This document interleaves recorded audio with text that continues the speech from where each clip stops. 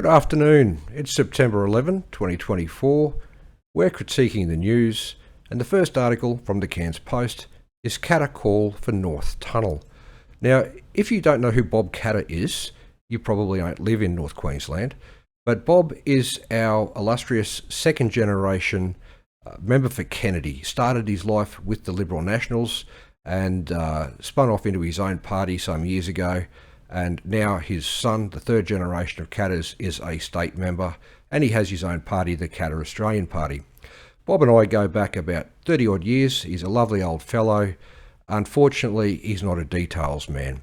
Consequently, when it comes to issues like the article we're about to discuss, Katter call for North Tunnel, he's not really sure what it is he's talking about. It's actually a project that I've briefed him on extensively.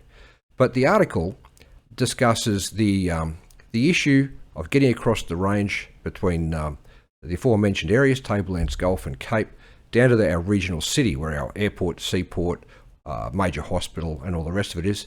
Bob goes into the number of deaths that have occurred and the obfuscation of statistics related to deaths that have occurred in recent years, which is a very common trend across all Western governments. They don't want to talk about what's killing people, particularly if it makes their spending patterns on roads and other infrastructure look bad. He wants to add to the tunnel fleet in North Queensland, of which there's, I think, 0 at the moment, while Premier Miles from the Brisbane Labor government wants to add tunnels in Brisbane. Queensland Transport Minister Bart Mellish later in the article discusses there being no need for an additional range crossing or a renewed range crossing because, well, you know, that's how the study that he paid for found, which is exactly what he paid for. This thing about studies, depends what you pay for, that's what you get.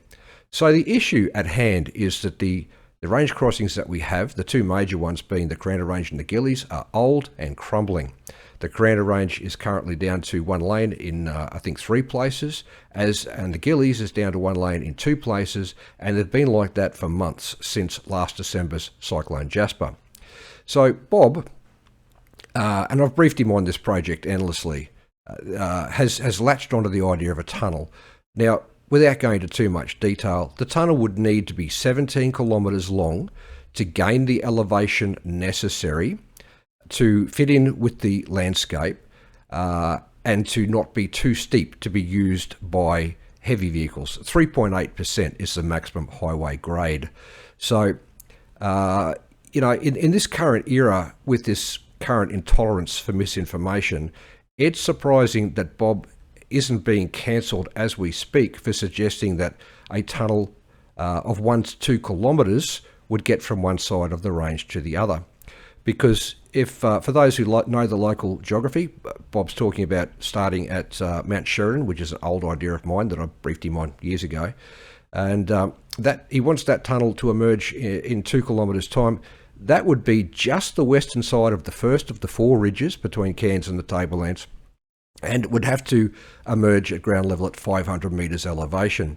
So for a net elevation increase of 440 metres from the 60 metres elevation that Foster Road is, to get to the other side of the range at the point where a 2 metre tunnel would expire and have to meet the surface, 2 kilometre tunnel.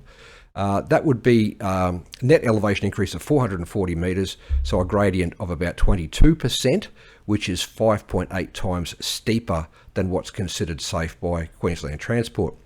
So Bob knows I've been working on this for 25 years. He knows of the enormous paper-based petition, pre-internet petition, that myself and a couple of senior citizen colleagues who have both now passed on, sadly, raised back in 1999 at 2000, 4,500 signatures, which was massive for a regional area in those days. And he is just not across the details. He keeps getting publicity, keeps misleading people because he's the sitting member and he is who he is, quirky old Bob.